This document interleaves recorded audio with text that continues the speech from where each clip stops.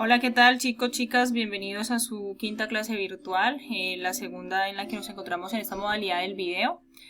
Para el día de hoy vamos a profundizar un poco pues en la literatura de viajes. Vamos a hablar de 6 características que nos permiten reconocer este tipo de literatura. Ya hablamos de las cualidades de la literatura de viajes, es decir, no podemos olvidar que cuando hablamos de literatura de viajes no estamos hablando de un género, digamos, dentro de la narrativa, sino que estamos hablando de una temática frecuente. Entonces, el viaje es un motivo recurrente en la literatura, pero no es un género como tal. ¿Listo? Eso ya lo tenemos claro, venimos de haberlo dicho pues en el anterior video. Es decir, podemos hablar de género cuando hablamos de ciencia ficción o de fantasía, por ejemplo, pero en la literatura de viajes no vamos a hablar de género, vamos a hablar de un tema recurrente dentro de la literatura. ¿Listo? Entonces, eso pues para que no se nos olvide. Ahora, bien, ustedes ya vieron unas películas, bueno, no las han visto todas, pero escogieron algunas películas para ver. Entonces, esas películas y las reseñas que ustedes hicieron nos van a permitir darnos cuenta cómo ese motivo es recurrente independientemente del género, digamos, del género literario, independientemente de algún género literario como tal. Tenemos entonces una de las opciones de esas películas que era Comer, Rezar y Amar, o Come, Reza y Ama, como también es conocido su título, en el que nos cuentan la historia de una mujer que de un momento a otro pues se siente un poco abrumada con su vida, entonces decide terminar su matrimonio e irse a hacer un viaje. Digamos que es una historia que responde, digamos, a hechos un poco realistas, porque se ajusta a cotidianidades que conocemos en el sentido que es bien, digamos, asimilado por nosotros que una persona pueda llegar a tomar esta decisión. Otro de los ejemplos de esas películas que vimos, bueno, que algunos vieron, fue El viaje de Chihiro, que narra la historia de una niña de 10 años, si no estoy mal, que realiza también un viaje, pero este viaje es especial. Este viaje no es como que ella se traslada a otra ciudad, sino que ella se traslada como a otro plano. Es decir, ella en algún momento entra como a un túnel que la lleva como a otro mundo. Entonces, por el hecho de que no se traslada a otra ciudad, no vamos a decir que no está realizando un viaje. Sí lo está realizando, simplemente que este viaje no es, digamos, geográfico, sino que este viaje es un poco astral, por decirlo así, pero al final termina siendo viaje. Entonces, esto nos permite identificar que la literatura de viajes no necesariamente habla de historias en las que alguien se traslada de un lugar a otro, sino que hay diferentes formas de hacer ese viaje. ¿Listo? Aquí está pues la última película que tenía como recomendación ver. Podían escoger una de esas 3, ¿no? Entonces, quienes escogieron Viaje al centro de la Tierra saben que esta historia habla pues de el protagonista y su sobrino que hacen un viaje al centro de la Tierra, como bien dice su título. Esta obedece también a un poco de... O sea, el viaje responde con un poco más de espectacularidad, por decirlo así, porque pues se está viajando al centro de la Tierra, entonces necesitan como máquinas especiales y bueno, estos asuntos.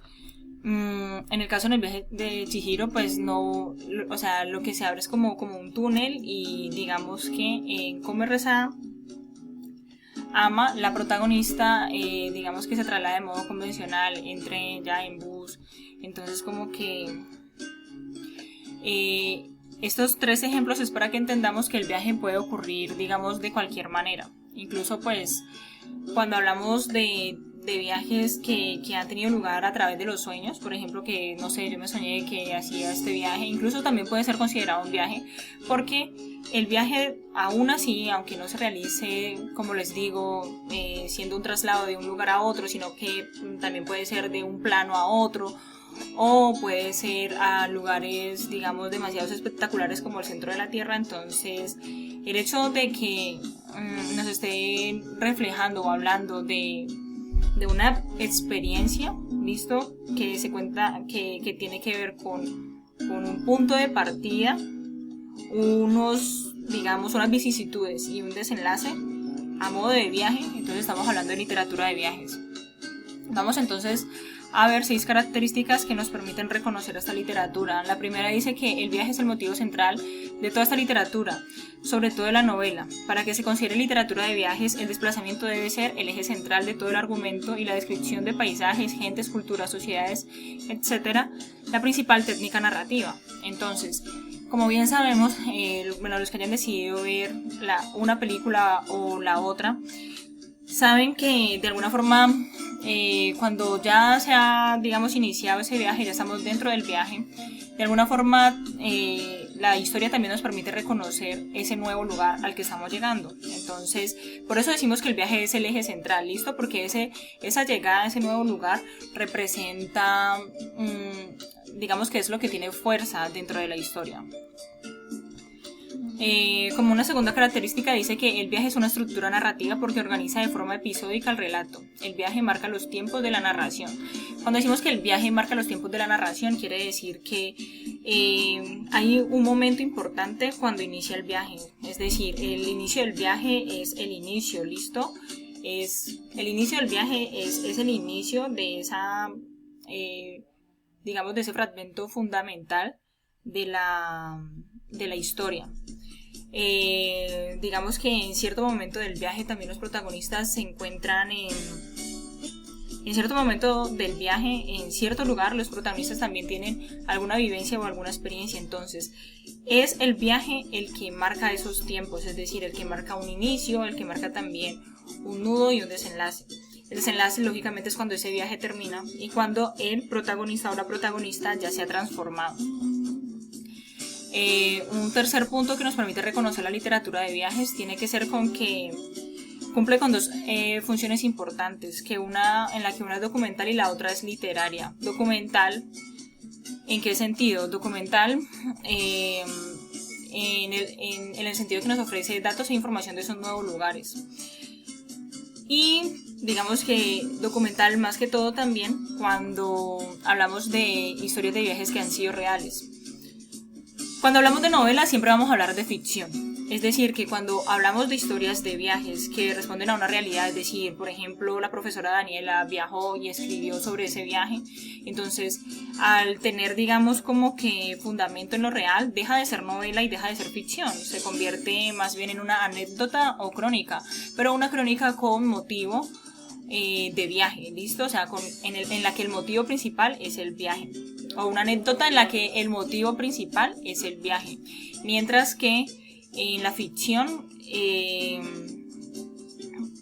mientras que cuando hablamos de ficción, o sea, cuando hablamos de novelas, pues los motivos principales sí se pueden dar la licencia de ser precisamente fantásticos, como en el caso del viaje de Chihiro, lógicamente, y también de ser así súper espectaculares, como en el caso de Viaje al Centro de la Tierra, que es ficción, que es ciencia ficción.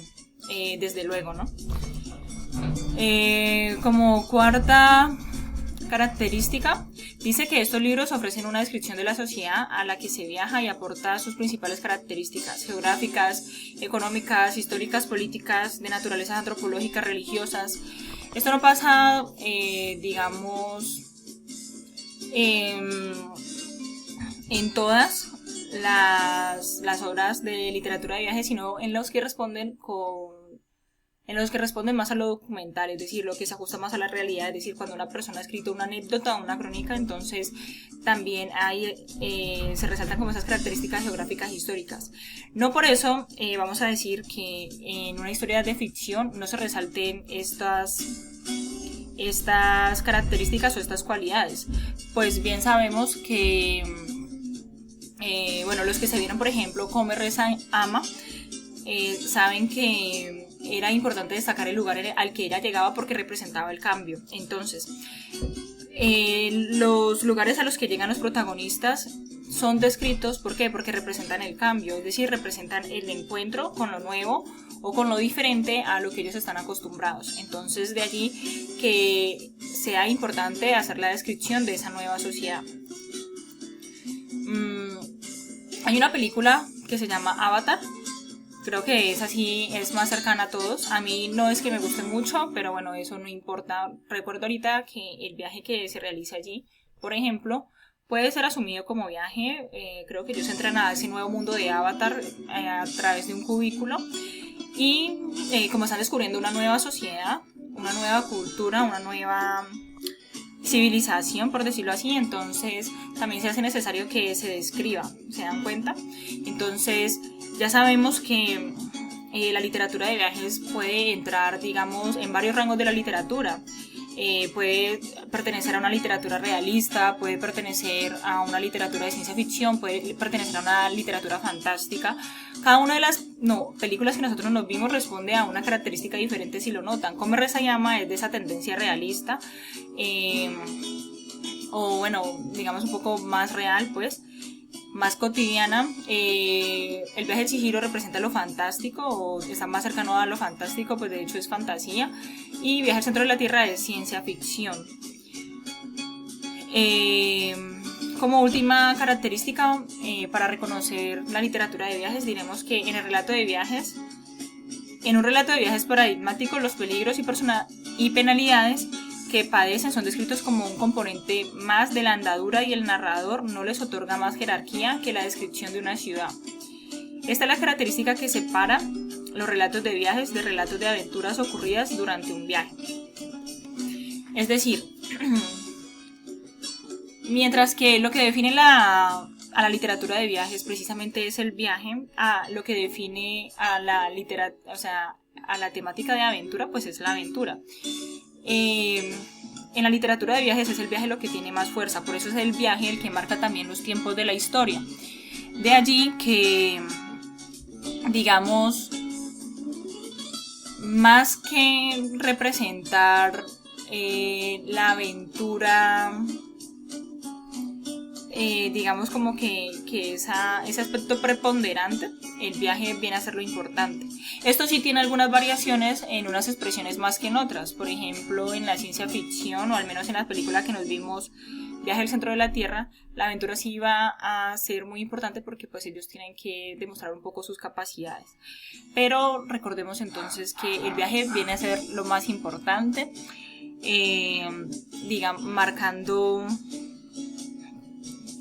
marcando digamos esa fuerza en la creación como de vicisitudes y penalidades. O sea, son cuestión del viaje ya, o sea, no son cuestiones de darle como que más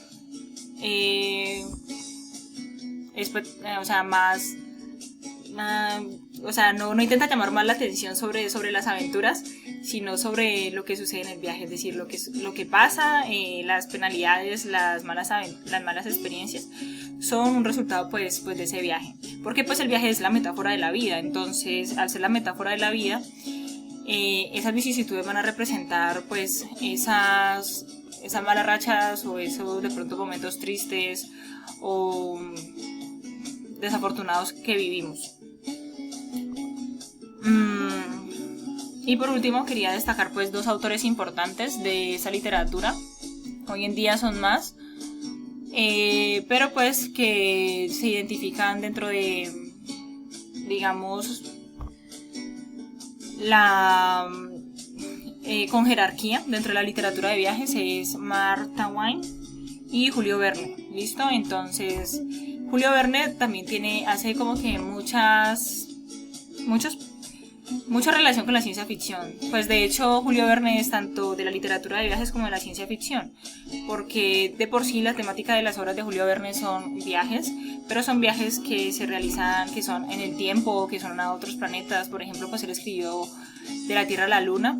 Entonces esa característica que sea a otros lugares, que sea interplanetario, pues lo acoge también a este escritor bajo la ciencia ficción.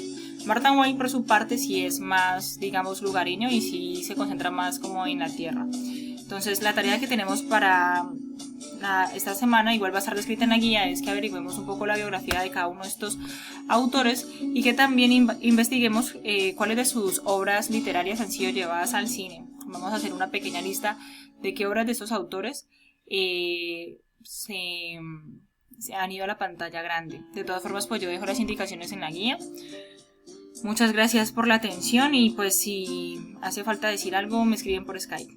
Gracias.